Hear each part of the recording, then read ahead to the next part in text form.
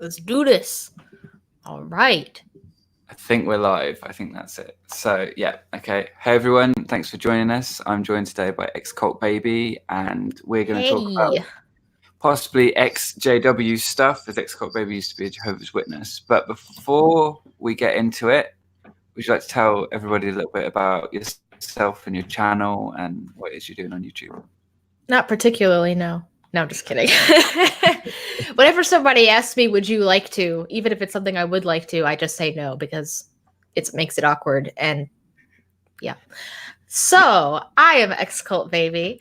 I'm an ex-Jehovah's Witness, which is something that me and Andy have bonded over a little bit because even though Andy is not himself an ex-Jehovah's Witness, you've kind of had that around in your family. Your mother, I believe, is an ex-JW. So I really like your channel because you talk about cults and stuff. And I talk a little bit about the cult that I was raised in on my channel. I also talk about general atheistic topics. My probably biggest series that I do on my channel is my atheist Bible readings, which is kind of like just a retelling and analysis of the Bible stories that I was raised on as a kid. They're pretty funny. At least I think so. But of course, I think I'm funny. I don't know.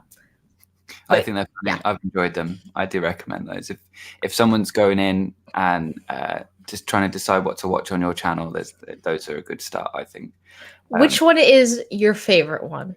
Oh, you sent me two of them. I can't remember what because I'm rubbish with the Bible. I've never I did not grow up on the Bible, so I can't remember them. But was it what's the one with the pillar of salt and Lot and his wife and his daughters? That one made me laugh. And then the other one was, it's not is that the same one as the sacrifice one on the hill? Oh, that's Abraham. Okay. Abraham is actually Lot's uncle, I think. They're related somehow. Well, if it started with two people, they're all pretty closely related at that point. Yeah. You're not wrong. So the first kind of question, kind of talking point I had was, as you mentioned, I have family that are Jehovah's Witnesses, and my mum obviously isn't anymore, but I do have family that are Jehovah's Witnesses still. And when I've talked to them about people leaving, one of the things that they always bring up is that the only reason anyone would leave is because they can't uphold the standards of Jehovah's organization, right? That's one of the things I hear, which I hear it and I'm like, I'm not sure that that's true. But I wondered what was like for you, what was the straw that broke the camel's back? What was like that moment that was just like, right, I'm done. Like maybe it was building up, but yeah. It was definitely building up for me for a while. And I will say when I left, I also felt that that was the reason that I was leaving, was that it wasn't that I didn't believe it anymore. It wasn't that I understood that I was in a cult and I was leaving because I realized that it was like bad. I left because I felt like I could not live as a Jehovah's Witness. Like I couldn't keep up the lifestyle. I couldn't follow the rules anymore. Excuse me. Told you I was going to burp a lot during this live stream. But yeah, I just kind of felt like I couldn't keep up the Jehovah's Witness lifestyle anymore. When I left, when I moved out of my parents' house and everything, I had at the time a boyfriend and a girlfriend, which was kind of a big deal because not only was I like, not only was I bi, but I was in a polyamorous relationship. And that was just... Yeah, not going to go down too well, is it? And one of the people that I was dating was trans. So it was just like...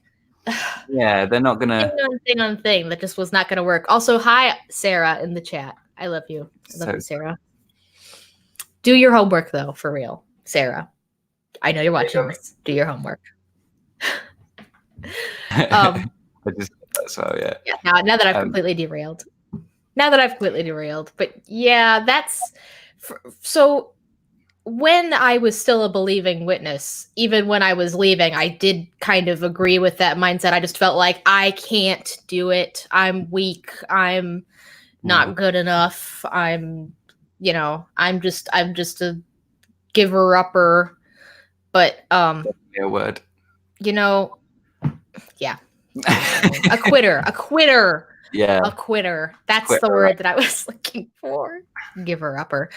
But I don't really think that that's necessarily true, because in their minds, it's like, well, oh, there's that, verse about how God never basically gives you more than you can handle. So in their minds, if you have enough faith, there's no reason why you can't uphold God's standards. So if you're failing, it's your fault because you're not trying hard enough, which just made me miserable. And it took a really long time for me to kind of, like, one day, the day that it clicked for me, like, hey, religion is harmful and there's probably no God. Like, the day that clicked for me, there was a huge weight off my shoulders, because I didn't necessarily dissect the Jehovah's Witness religion. I just was like, wow, no, the whole religion thing, it's bad. That weight came off of my shoulders. That idea of, like, I wasn't good enough to be a Jehovah's Witness. It wasn't like, oh, they were asking me to do something that is contrary to my nature and unnecessary and actually harmful to me. And that's why I felt like a miserable failure. Was that because they're asking a fish to climb a tree? Was it after you left that you came to that conclusion that it was all religions, or was it like, was it at the same time that was happening? It was after I had left.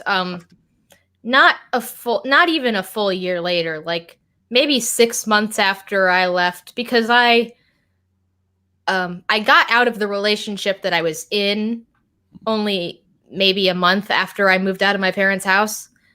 But a couple weeks after that is when I met Nathan. So he was an atheist, and we had a lot of tough conversations. And by tough conversations, I mean, like, he would ask me a question about my beliefs, and that question would lead me to, trying to explain it. And when I'm not being inundated with indoctrination constantly, my answers are starting to not even sound convincing to myself. And then he's probing me for answers like, I don't know how that makes sense. And I'm just kind of like, I don't either anymore. Yeah. I remember one time we had this conversation where he was talking about the story of, Mary, mother of Jesus. And he basically said that was really rapey of God to do that. And I was super defensive about that. And I was really mad at him. Like, I was legitimately mad at him. And then much later, we talked about that. Like, very recently, we had a discussion about that conversation again. And he was like, why were you so mad about that? And I was like, I was mad because you were right, and I had no defense for that. Like, that is really rapey, because the reality is, if God says, hey, you're going to be the mother of my son, what are you going to do? Say no? Nah, no thanks? Like, wasn't really in a position to turn that down, because it wasn't really a question anyway. It was like I've chosen you for this role. It's going to happen. You're already pregnant, by the way. There's a lot of that kind of thing in the Bible, actually, isn't there? There's a lot of quite a bit of like, you're my prophet now, so go ahead and uproot your life and go back to Egypt to free the slaves, even though you have a nice little life as a shepherd here with your family. And also down the pyramid, we were talking about MLMs yesterday, bringing that back down the pyramid as well, down to Jesus level as well. Like, oh, come with me, forget about your families, don't worry about that, just come on. It's very much like my way or the highway.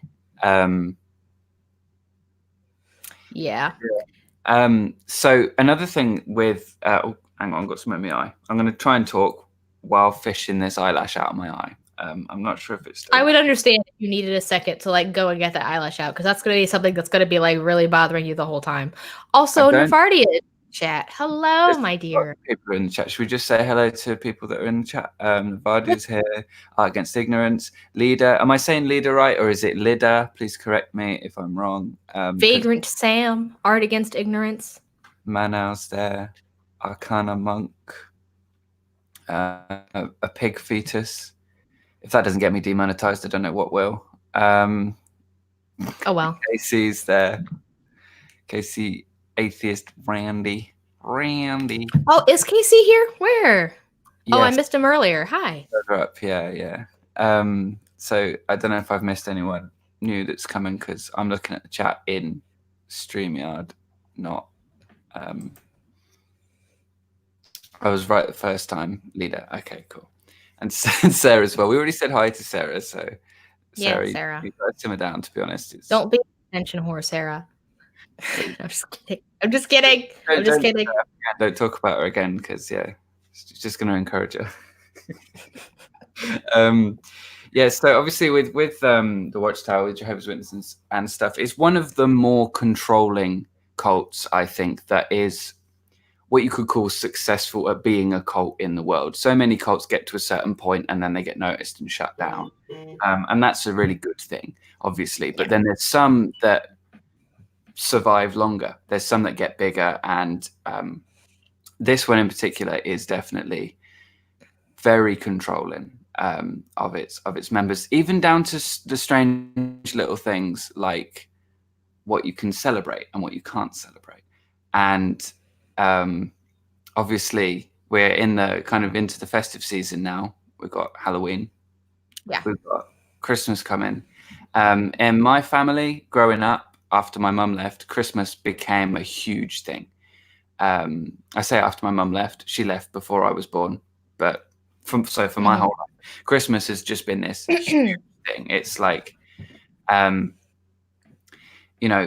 she couldn't celebrate it for a number of years, and now suddenly she can. She wants to make it the best thing that she can, and she wants to give her kids everything, right, about Christmas. So for you, in terms of the holidays that you've started to take on a little bit now that you're leaving, which one's the one that stands out for you most, and which one are you most excited to be enjoying? As far as holidays, I'm gonna say I'm probably exactly like your mom, because I am super festive, like for all the holidays. Like I'm pretty over the top about them. Like I've been wearing I bought like all the Halloween themed earrings I could find at Walmart, and I've worn one of them every single day for all of October so far, so I can have at least one Halloween accessory on every day. I have spent maybe somewhere in the area of $200 on my Halloween costume, both for me and for Nathan, because we're gonna match. Because like it, I just, and I love Christmas. I love Christmas. It was the first holiday I ever got to celebrate because I got disfellowshipped in October.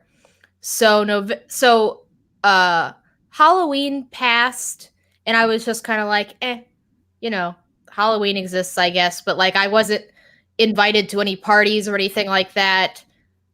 I didn't really participate because I didn't have a lot of resources. I was living on my own for only like I'd been living on my own for less than a month when Halloween happened, so I really wasn't prepared to celebrate.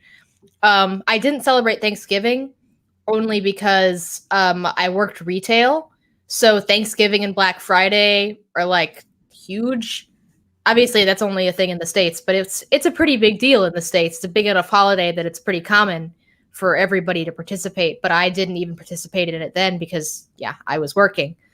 But it was the day after Black Friday that I talked to Nathan for the first time. And while we were on our first date, he was like, "Oh, you should come to my parents' Christmas party that they have every year. You should come with me." So when I met Nathan's family, when I really started to become a part of his family, it was during the Christmas season. and I spent my first Christmas with them. And they got me a stocking to hang over the fireplace, and they got me presents, and I got them presents. And I made Christmas cookies with his mom, and it was just, and we watched all these Christmas movies, and it was just like really, really touching. Like, Yeah, that's beautiful. to like, because not only was it my first Christmas, but it was me being accepted into a new family at the same time when I desperately needed one. So I don't think that Christmas is ever gonna not be my favorite holiday. Yeah, But no, I get super festive for all of them. I agree. For me, Christmas is like the one. Like in the UK, Easter's just chocolate. Oh, just moved my hair. Brilliant. Easter's just chocolate. Halloween is more of a kids thing. Sarah and I talked about that the other day. Although it is fun to dress up, and there was one year I didn't mention this in there, and I should have done. But there was one year when I was living in the UK still. I dressed up as a zombie and walked up and down the street to scare the kids trick or treating. Mhm. It's like wandering up and down. That's hilarious. A bunch of them, and I decided I'm going to stand under a street light, so the light's just hitting me like that. They didn't respond as much as I hoped they would. It was more for me in the end. So before, I've got a few more things to talk about, obviously, but I've seen a few things going on in the chat. So first and foremost, I'm really sorry, but Nightbot seems like a bit of a tyrant. I'm going to try and figure that out for future chats. It's timing people out for all caps and using too many emojis and things. I can't fix that now because it will take me too long probably. Or now it's trying to win my favor again by asking everyone to Nightbot is sentient. But I'll fix it for next time. So sorry about that. Just avoid all caps and too many emojis for now, unless you want to be timed out by our resident tyrant. What else have we got to say? Oh, Art Against Ignorance says, take the superstition out of all these holidays and they're just good fun. I agree with that. I think Me too. Yeah, it's just a bit of fun. No one, literally, unless you're like super hardcore Christian, no one at Christmas is going, oh, Jesus, baby Jesus, and blah, blah, blah. I think we're just going, let's have some presents, let's eat some food, let's, do. And honestly, I'm even okay with a little superstition.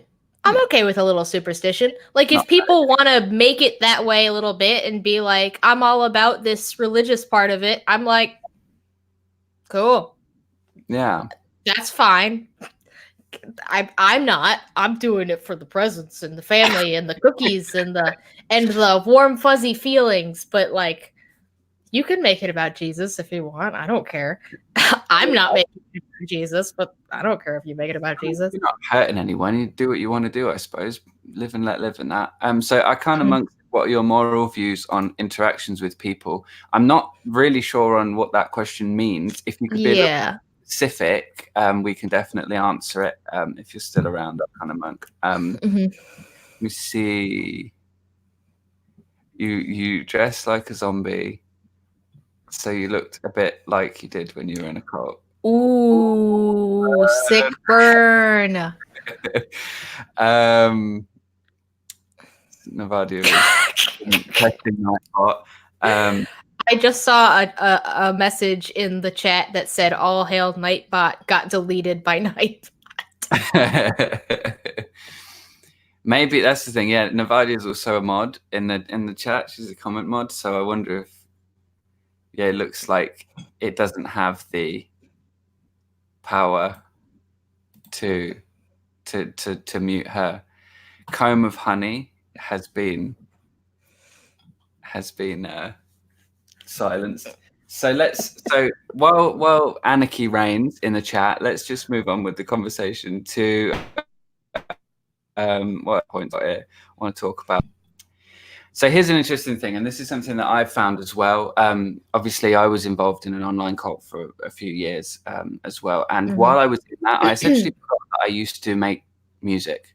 I used to occasionally write songs throughout that time, and I play guitar every now and then. But before, I used to spend hours and hours and hours and hours making music on my computer.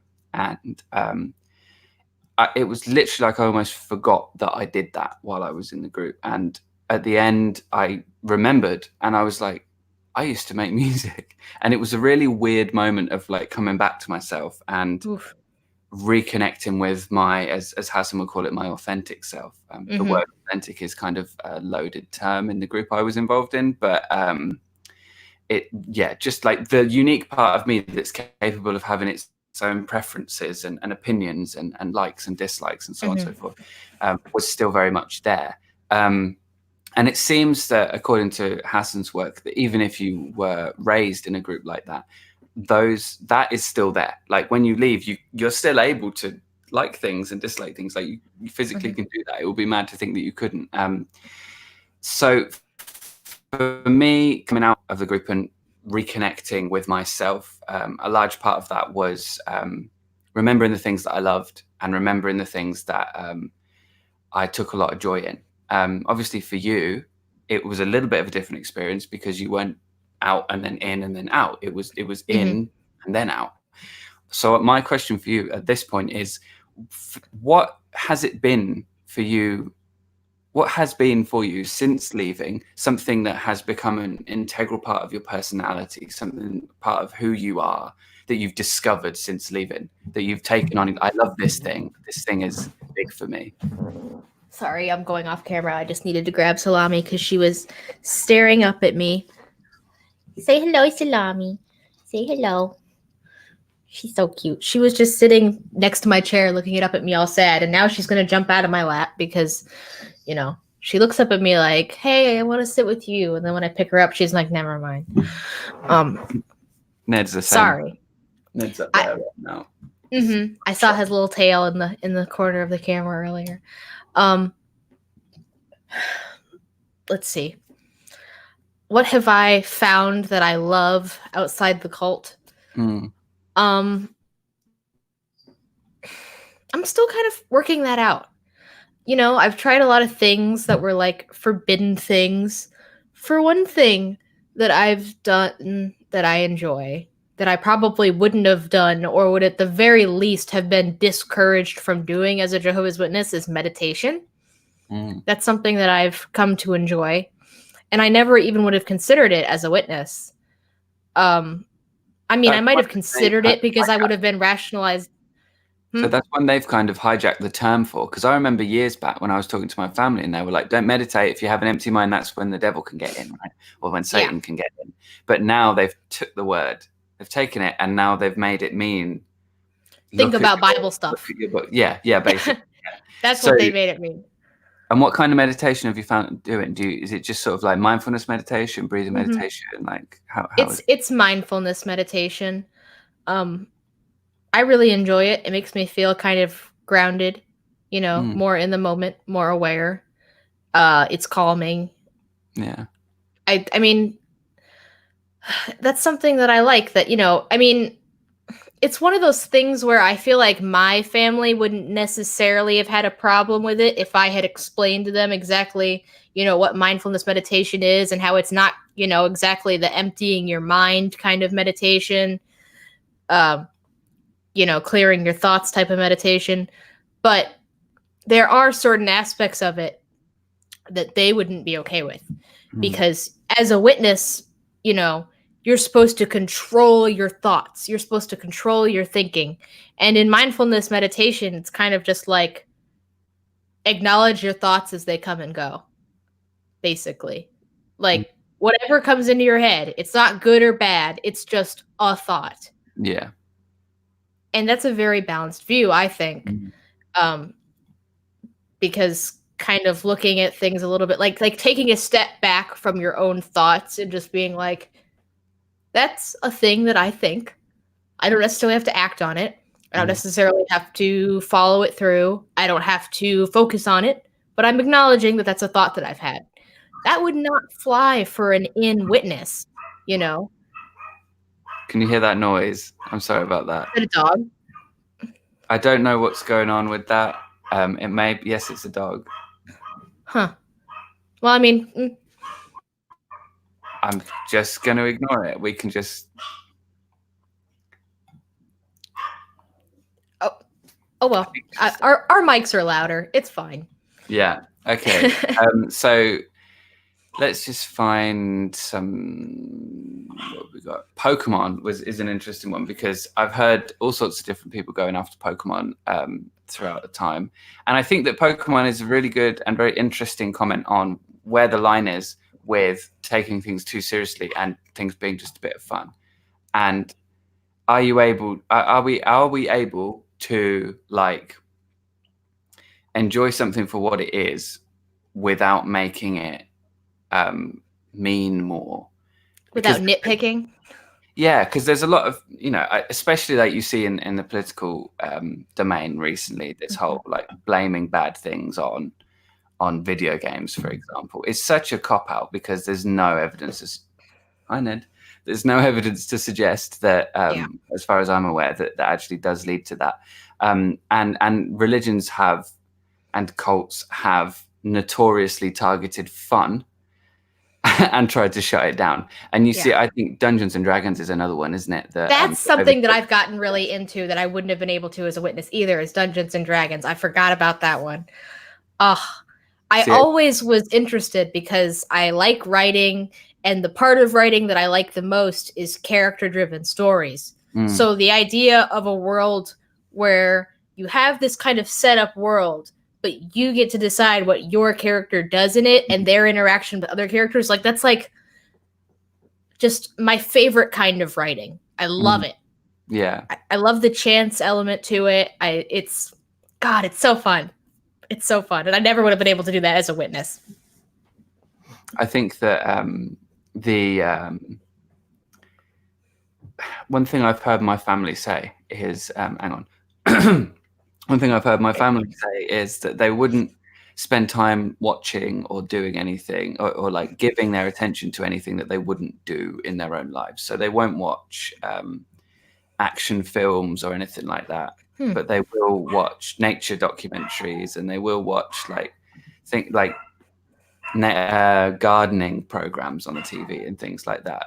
More that like they wouldn't. I'm really sorry about the dog. It's the neighbors are being noisy, I think, and it's set the dog off. And there's nothing I can do to stop that dog barking. It will just bark until it wants to stop.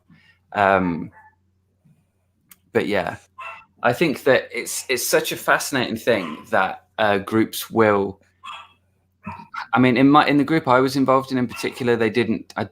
As far as I'm aware, they didn't really target fun in quite the way that the witnesses do. That's really distracting. That barking is really distracting. Oi. Shh. Real quick, I have seen in the chat this question has come up directed at me. Okay. That Manon asked if Jehovah's Witnesses often forget their birthdays. That's an interesting question. I didn't know any witnesses who didn't know their own birthday, but the last time that I talked to my father was to ask him what his and my mother's birthdays were, because I didn't remember what they were, and I had to know them for like some sort of legal document or something. I needed to know what my parents' birthdays were, and I didn't know.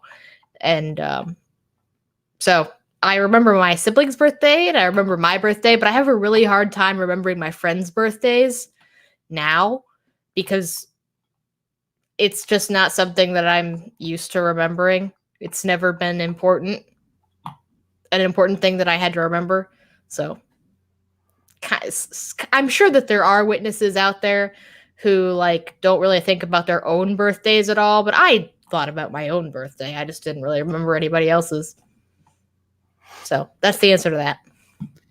I as a non-Jehovah's Witness, I'm terrible at remembering everybody's birthdays. Okay, so it's not just a Jehovah's Witness thing. It's just a thing that some people don't remember very well. That's fine. I think that it's made harder by not celebrating it and not marking it out in the year, I think, probably. Like, yeah. And also, because I have quite a large family, I've got a lot of sisters and brother. And so I just work everyone's birthdays out off of each other's. I know one of them is 10 and I know that one of them's birthday is on the same day as my grandparents' anniversary. So I kind of just work them out off of each other.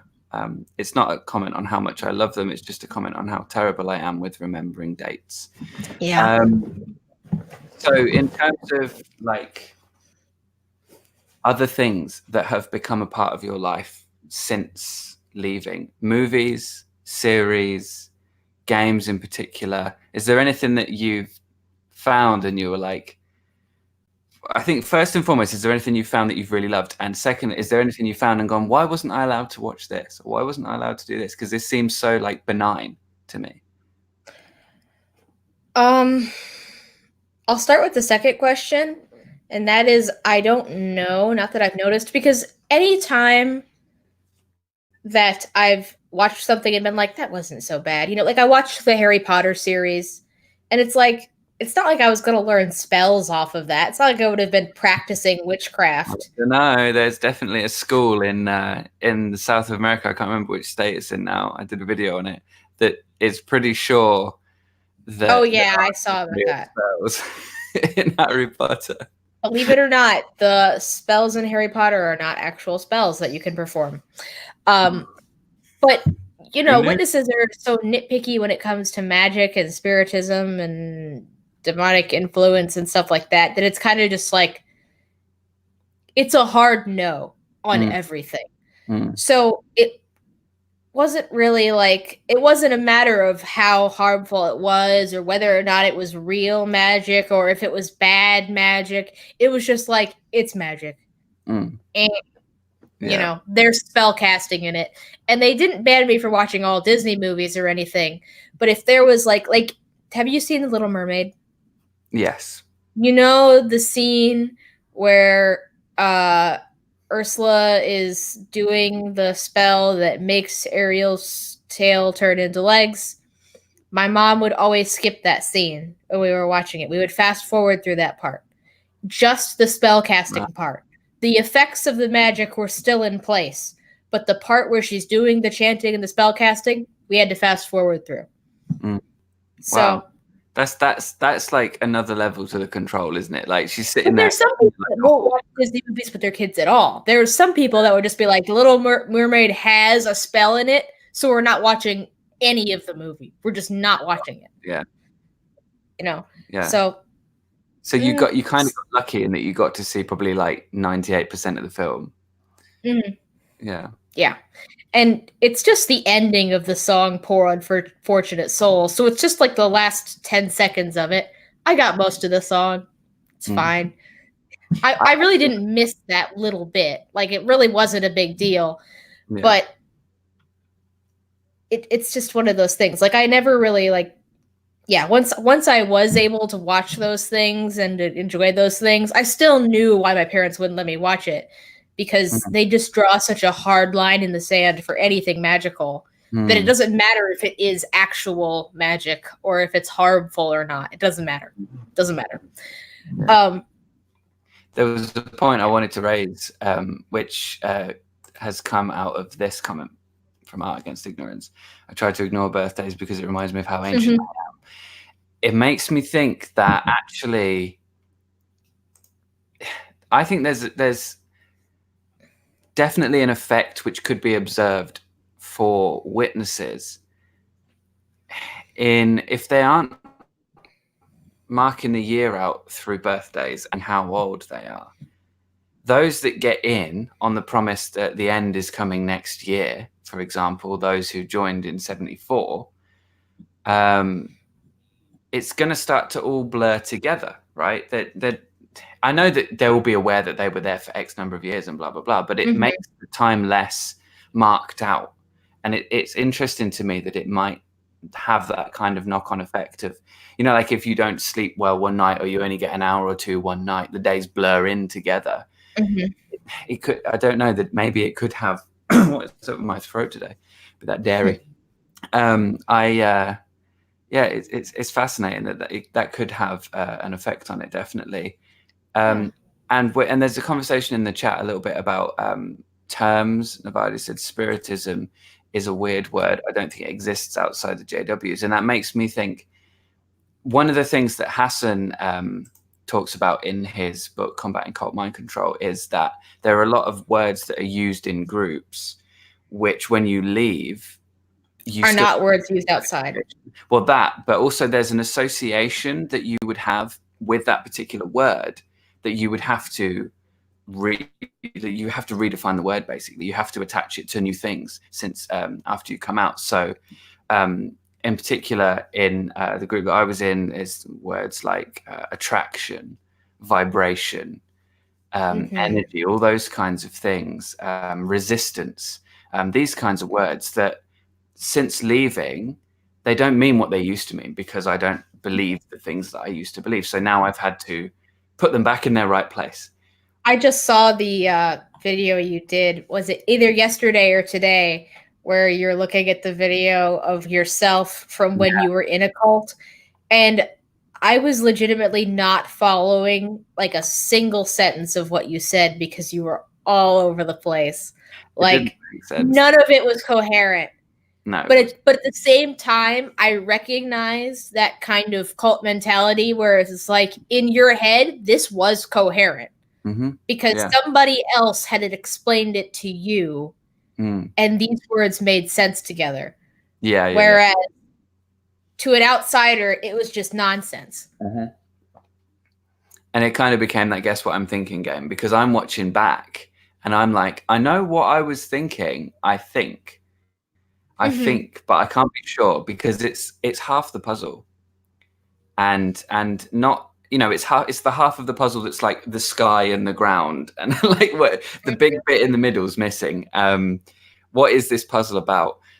What is this? How do people reconcile the repeated end times which fail to materialize? I could say somebody else already answered the question in the chat. Oh, really? Vagrant Sam answered the question by saying they reconcile it by moving the goalposts, which is exactly correct. I mean, well, I will say this. My Jehovah's Witness education did not involve specific end time predictions and how they failed. It wasn't a thing that was discussed. I sort of maybe vaguely knew that when the 1914 thing was a prediction, they didn't really think it was going to be what they ended up saying as an ad hoc rationalization that it was. You know, at the time they thought it was something else. I didn't understand that they literally thought the world was going to end in 1914 and they were specifically saying that it would. Like, or maybe I did know it in like the back of my mind, but I didn't really connect it to the point where it was like they made a false prediction. Like that was not a thought that I had. That was not an understanding that I had. But if I had really thought about it, I might have come to that conclusion. Because it's like I had the information, but I didn't actually string the sentence together that they made a false prediction. Like it's just a cognitive dissonance thing, you know? Like you kind of know it, but you can't really like look at it straight on. You can only look at it in your periphery. Yeah, I mean, my family that joined, I don't know that they were ever educated on any of this stuff, and they joined well before. I think they joined when my mum was like a toddler. Like I think it was, don't know how old my mum would have been, but I know that they've told me that they joined in 74. So they were part of that rush of stay alive to 75 people joining, right?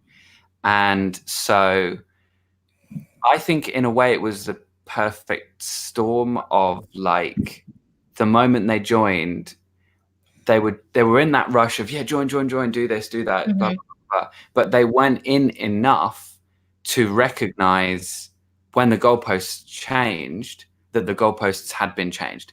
It seemed to me that it was possible that what happened was that they were still trying to get their head around it all, and then when the goalposts changed, it was like they'd already started explaining it differently. Yeah, exactly. So it was just, oh no, you don't quite understand it. So this is what it means, and blah blah. And so they're, okay, I understand it now. It makes sense. Yeah. I remember being a witness, and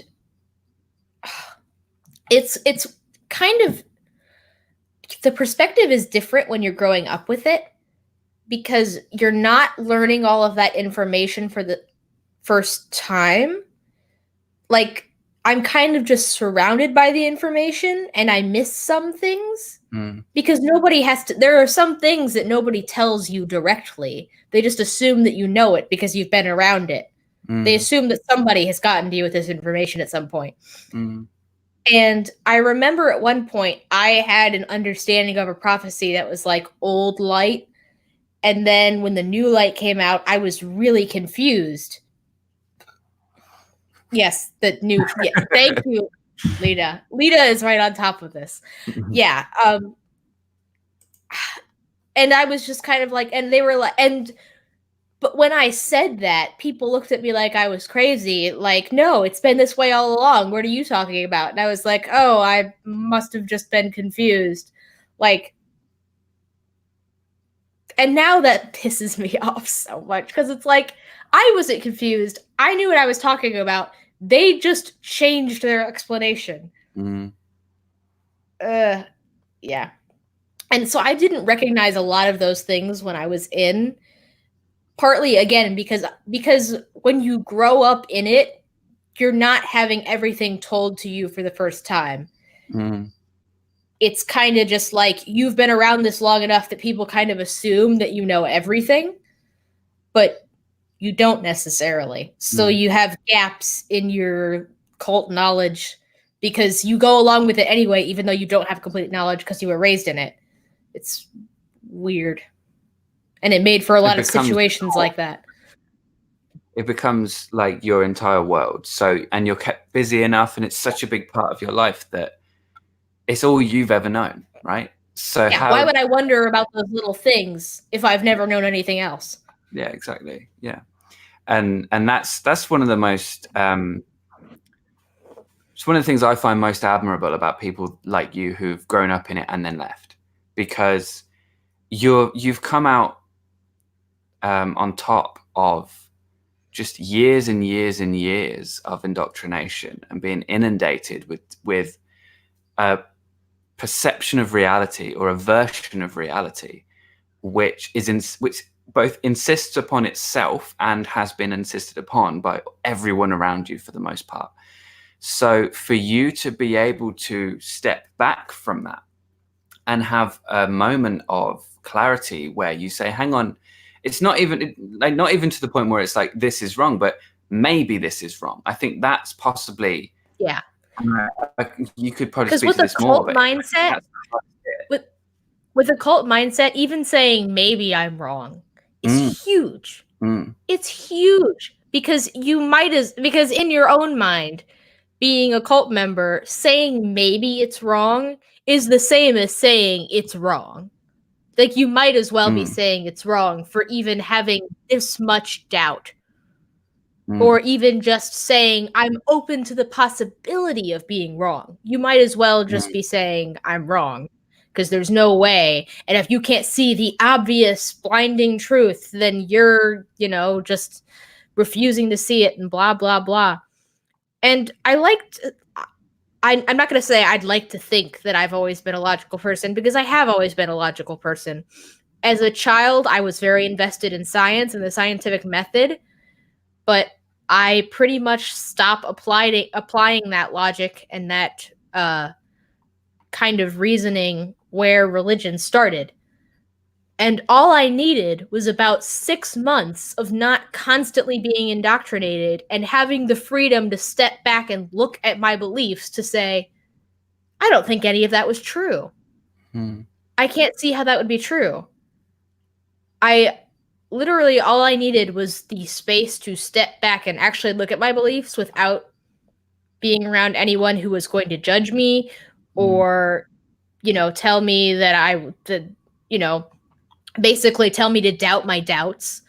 I just needed the space to step back and look at things objectively, and I could see it for what it was for the first time. But I really didn't have the space to do that when I was in. Like, as bad as the relationship that I was in at the time turned out, I'm very thankful for it, because I don't know how long it would have been if ever, that I would have left if I wasn't in a relationship that made me kind of finally go like, oh my God, I want to be with the people that I love and I want to get out of here because I'm not going to be able to be with them if I'm still living at home with my parents and being a Jehovah's Witness. Yeah. I mean, what you were saying there about the maybe being as good as a no is very interesting when you consider the black and white us versus them point on the bite model. Because you're either a true believer or you're a hater or you're an apostate or whatever. And the moment you ask questions, you single yourself out as someone who isn't gonna just go along with things. And obviously different cults have different ways of dealing with that in particular. If I had ever had those questions, if somebody had said to me as an active Jehovah's Witness, I think that whole, Mary and Joseph and Jesus story is kind of rapey. Like, isn't it kind of rapey of God to do that? At the time, I was still defensive. But if I had been an active Jehovah's Witness, I would have been defensive, and then I would have gone home to a bunch of people who would have affirmed what I thought, and I never would have thought about it again. As opposed to that still coming up in my mind later and being like, I don't really have a defense for that, do I? That really was really rapey. It's I didn't have the space to do that until I was out of that situation where everybody around me wasn't basically affirming that I was right already and that I didn't need to think about these questions. I mean, it's such a fundamental part of cult mind control, really, is having that. I actually talked about that in today's video that's just gone out. If anyone's here that hasn't seen that, it's on this topic, really. The idea I haven't seen it. I'll go watch it after the stream.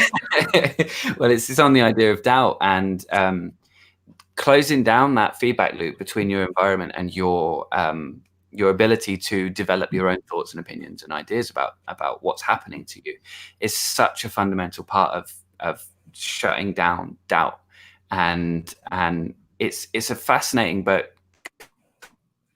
kind of and I did actually add speaking of Jehovah's Witnesses and stuff, there's a quote in that from Notja that I was talking to Notja Witness about this, and it's something I included from him. There's an important point here. I'm going to talk about this a little bit, and then I want to just say we're kind of running close to the end now. So if anyone does have any last questions or anything that they want to chuck into the chat, do that, and we'll go through all of those. And I'll just check through this chat here as well, because I've got the other one open on the actual YouTube thing. But we'll do that in a few minutes. But there's one point here that I thought was really, really good. And it's one that I've come back to quite a few times in my life. You accept that Jesus, right, was raised from the dead, died for your sins, blah, blah, blah. Then everything after that point is you're just going to, okay, yeah, sure. And if you, especially like I think Ricky Gervais talked about, it's a little bit like when you're young, if someone's like, don't touch that, it's hot. Okay. And don't walk close to the edge, you might fall off. Okay. There is a God. Okay.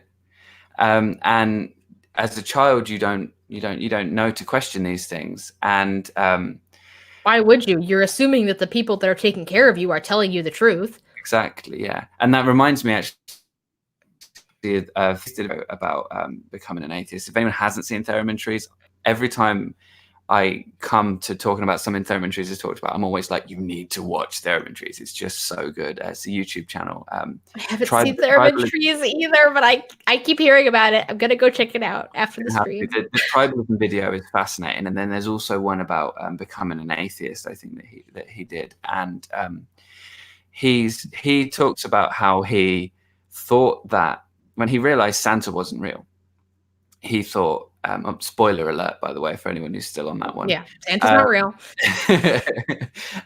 But yeah, when he realized Santa wasn't real, he kind of thought, maybe this whole God thing is another case of that. Maybe they're all trying to convince us, and we're going to now, it's a test, and we're going to now have to come up at that at some point. And he did. And then everyone around him just was like, no, and like shut it down. And it's such an interesting prospect. But again, this point from Vagrant Sam there about once you accept that Jesus rose from the dead, you've bought in there. That's the big one, right? Mm-hmm. The other stuff, you're going to start to go along with that more easily once you bought into that. And it's a point that I don't know where I first heard that, and maybe Vagrant Sam heard it in the same place. Maybe he just came upon himself, but that in particular for me was one of the most interesting points, and I keep coming back to that. Like, hang on, it's warm in here, and I need to put that on. Get some cold air. It's you, Andy. It's because you're so hot. I'm just exuding heat. Mm-hmm. You're just making the room like sweltering. Yeah, definitely me. It's definitely not that we live in a desert. Cohen Funny, now you're going to tell me the edge isn't real. Well, the real question is, are we real? Do we exist at all? Ooh. We're going to have to ask that question. Am I still here? It looks like we've frozen. Have I frozen or not? Excultbaby is frozen. If I'm still here, can you let me know in the chat, please? If I'm still around, if that is.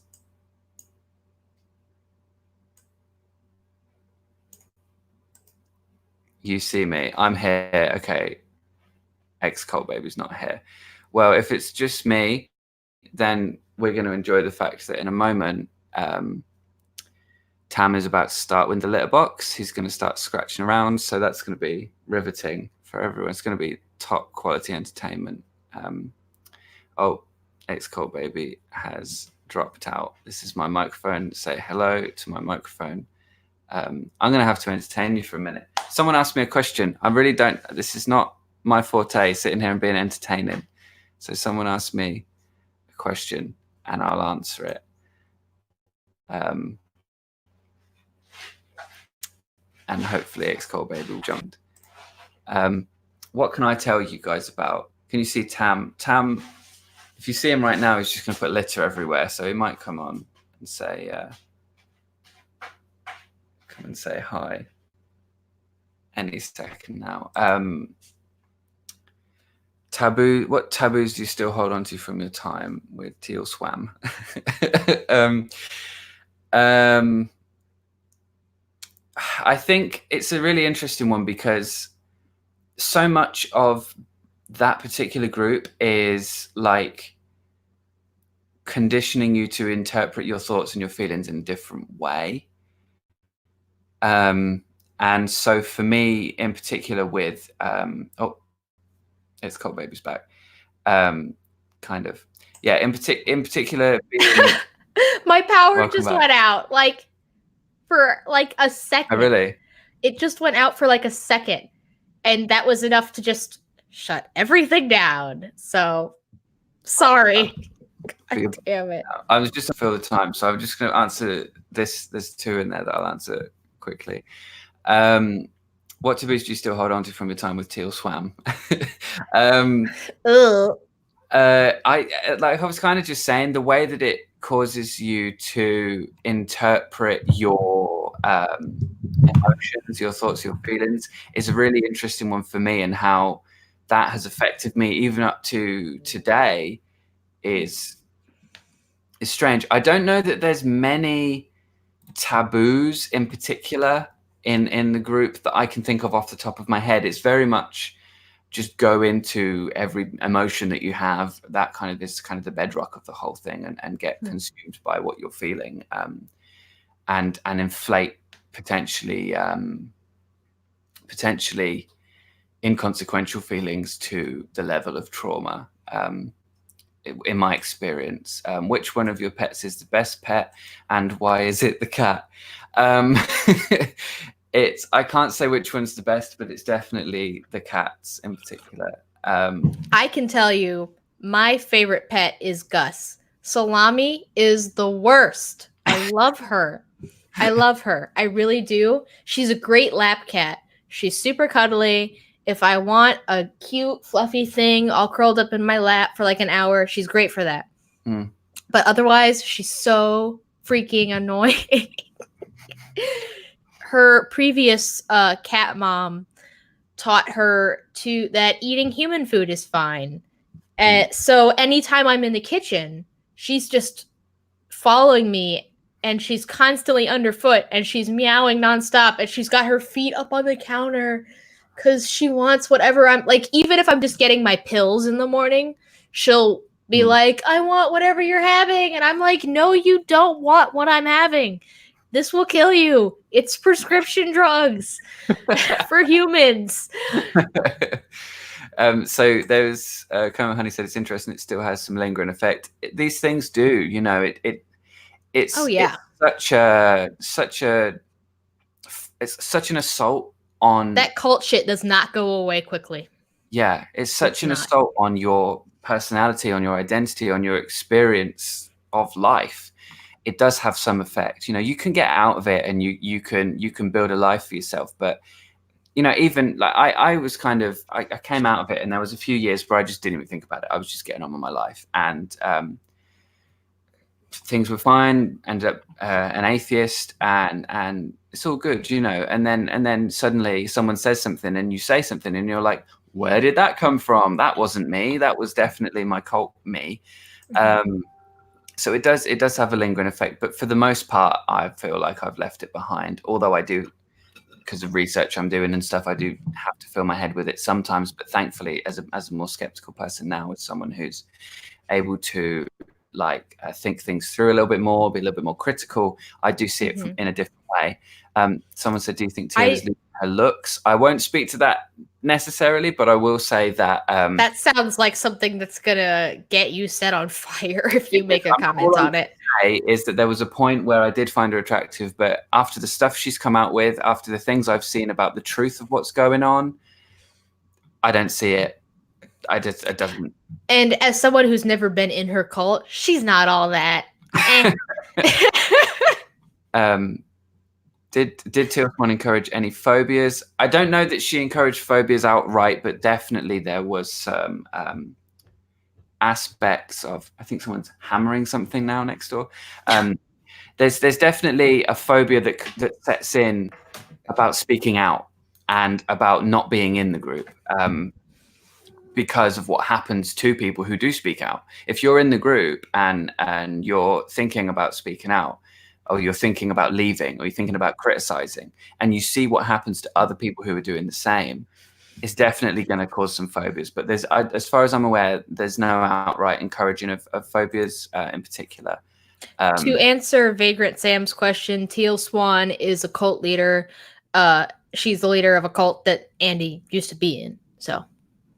Yeah, there's a bunch of videos on my channel about that. I'm not talking about her that much at the moment for a number of reasons. One, I got a threat that I didn't take too kindly to, but you can check out some of the videos on my channel. There's a great podcast presented by Jennings Brown, Gizmodo podcast called The Gateway, which is on Stitcher. You can listen to for free on Stitcher. Highly recommend that. There's a bunch of stuff.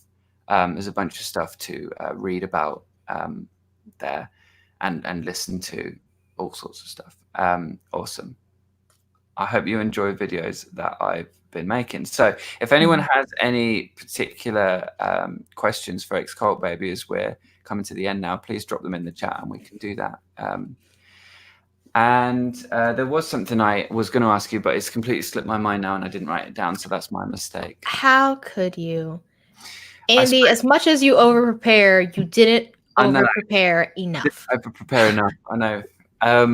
I've let myself down, I've let everyone down, and I'm just going to have to sit in the corner and stare at it and think about some of my choices. No. I'm just messing with you. So everyone that's here and that's been sticking out that hasn't heard of your channel, what would you like to say to them? How would you position your channel so they're going to go and check it out?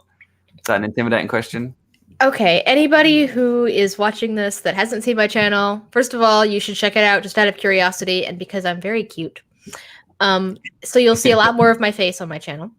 I do videos about atheism and skepticism. I have like one response video on there. I do a lot of stuff about being an ex Jehovah's Witness and about kind of the Jehovah's Witness lifestyle stuff, some of their propaganda. But I'm trying to vary my content. I have a lot of videos that are about the Bible, because when I deconverted, that was kind of my first thing that I realized was like, holy shit, the Bible's like a terrible book. Why did I love this book so much? Like, it's not, and not even a terrible book as in like it's poorly written. It's a terrible book in the sense that, like, wow, I used this as a guide for morality. Like, there are lots of like modes of media that I enjoy that I wouldn't look to as my moral authority. You know, you can like something or think it's interesting and not make it the thing you want to live your entire life by, you know? And I do think the Bible is still an interesting book outside of being the thing that I want to live my entire life by. Not going to do that. But yeah, if you are interested in stuff about the Bible, check out any of my atheist Bible reading videos.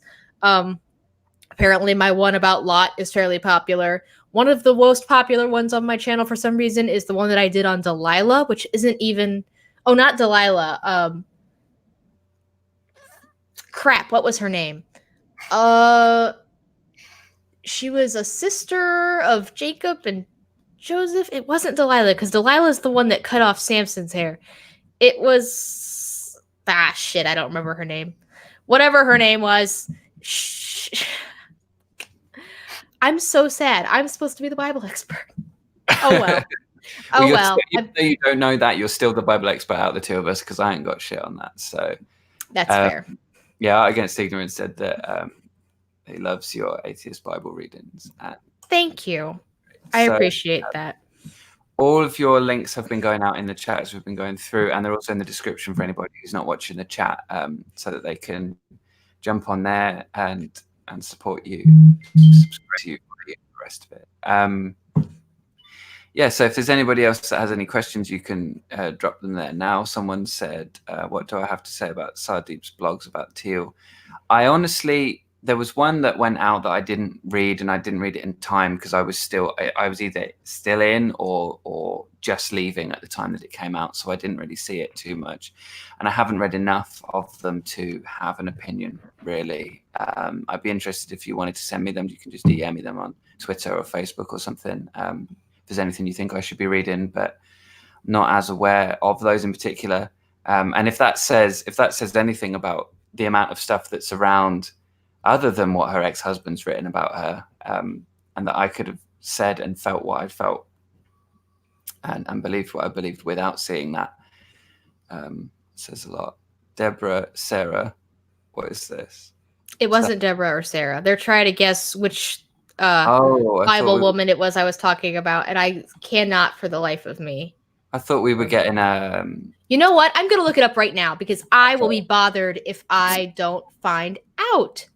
I'm going on my channel. Beautiful South there, with all the women's names. Hold on. Dinah. It's Dinah. Dinah. Okay. Dinah. For some reason, that's one of the most popular atheist Bible readings on my channel, and it's not even a very well-known Bible character. But yes, the one on Dinah. That's what I was talking about. All right, mental weight off of my shoulders. Okie doke. Right, so I'm just going to check the faster one.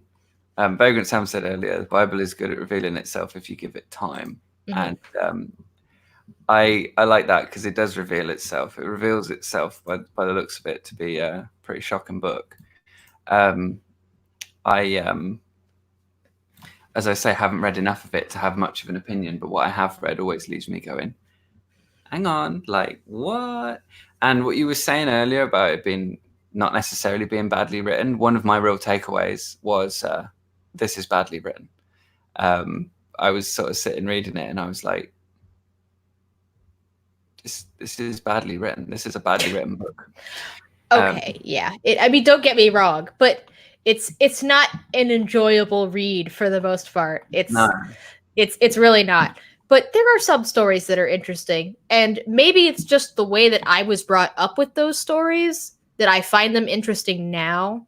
Like, I love them in the context of my atheist Bible readings, because I feel like really dissecting those stories and getting into the meat of them. Like, the other day, somebody commented on my atheist Bible reading about Job and basically said that I totally missed the point and I skipped over the most important part of the story and it was a really lazy critical breakdown. And you know what? You guys can all go and watch that video, like, subscribe, leave a comment, and tell me if you agree with that guy. Probably not, though, because I feel like I really got down to the meat of the issue. But that's the thing, is I feel like apologists are looking for all these little technical things, and I'm like, okay, face value, I read the story, what do I get out of it? The versions that I hear in sermons, what is the point that they're getting out of it? Is it good or not? Like, is this a bad story to base a sermon on or not? I'm not getting into all of the historical stuff. I'm not getting into all the metaphorical stuff. I'm not getting into all of the dialogue and everything, because that's not important. The important thing is what you take away as the average reader and what people generally take away from those stories and use as a teaching point to other people. Basically, the stuff that actually affects people's lives. What is that takeaway from the Bible, and is it good or not? So, I like this point was interesting as well. I love reading the Bible as a historical document rather than at face value, and I think that for me as well, these kinds of older writings say more about us as people than they do about the truth, definitely. And it's such an interesting thing to see how I think if you take the Bible, for instance, as a point in history, and then you put us where we are now at another point in history, it's a really good way to chart progress on so many things, even though so many people now are like, this is the ultimate moral guideline and all the rest of it. It's like, if I used Star Trek, the original series, as like, this is the peak of liberal progress, and ignored all the Star Treks that came after it that had, like, you know, gay characters in it and stuff like that, and didn't feature blackface, you know, stuff like that. Like, if I just took the original series and was like, this is it. It was progressive for its time, and it's still progressive now. This is the standard forever and ever, amen. Then I would be seriously behind. Like, it was progressive for its time. It's definitely not progressive now. And I think that if the Bible was, you know, if the Bible had a lot of hot takes for its time, that's fine. If Jesus said some nice things that were definitely hot takes at the time, that's good and all. That's great. That doesn't mean it's still the standard for today. That doesn't mean that it didn't include a lot of shitty stuff. Because the thing is, even the people that use the Bible as their moral authority don't necessarily have to use all of it as their moral authority. Like, every little bit of it, in the most literal possible way. So, yeah. Okay, now I'm just ranting. Sorry. I have a lot of opinions about the Bible. One question here: did you have to seek psychological help after leaving? Did you get help? I still have to seek psychological help. I haven't yet, but I still should. I'm right now. See, I know that there are therapists nearby, but everyone who has gone to them has told me that they are just really horrible mental and physical health services. So I need to look for something that isn't really nearby. But since I don't drive, that'll make things even more inconvenient. So I'm kind of like in the process right now, but I'm looking. I'm not looking for a therapist. Because I don't even know the extent still to which it still affects my life. You know, the cult mind control thing, the, being shunned by my family thing. But I know that every now and then I just straight up have a breakdown about it. Like the other day I'm a server as a job, and I was at work, and I live in a very small, predominantly white town. And there was a lady that came in, and she was just an older black lady. And her voice vaguely reminded me of my grandmother. And that was enough to set me off. That was enough to ruin the rest of my day. Was just seeing someone who vaguely reminded me of my grandmother. Didn't really look like her, didn't necessarily act like her, but her voice was kind of like her, and she was roughly the same age, and that was enough. So I know that I do need to talk to a therapist, but I do not have one yet. You know what? You were saying about how reminding you of things, and I had a moment there where I was thinking about how there were points where after I was coming out, I was starting to kind of possibly entertain some of the beliefs, some of the ideas that I was in. Obviously, it's nothing like the scale that we're talking about with you, but you know, I felt like a real feeling of like, please don't take me back there. Please don't make me go back to that way of seeing things, that way of thinking. And it's quite interesting because, oh, please don't slip away from me. That thought, that was a good thought. Please don't go. It was someone said something that made me think of it originally anyway. So let me try and find that. But yeah, if anyone here listening has been in an unsafe group or a cult, outright cult, anything like that, please consider getting some kind of help, because you, like you mentioned there, you don't know the extent that it might be affecting you. And it's something I still have on my list of things to do as well, because you know, it needs to be done. You know, it's an incredible thing, but when someone turns it on itself and uses it for their own ends, whatever they may be, it's not great. That was the thing I was going to say. I think Lida asked earlier about phobias. Just remembered an interesting part of the fundamental belief system of the group I was involved in is the law of attraction. And part of that is, if you don't do the process, the way that this group did it anyway, was that you had to do certain processes that would enable you to integrate certain things in your psychology that would allow you to attract the things that you wanted.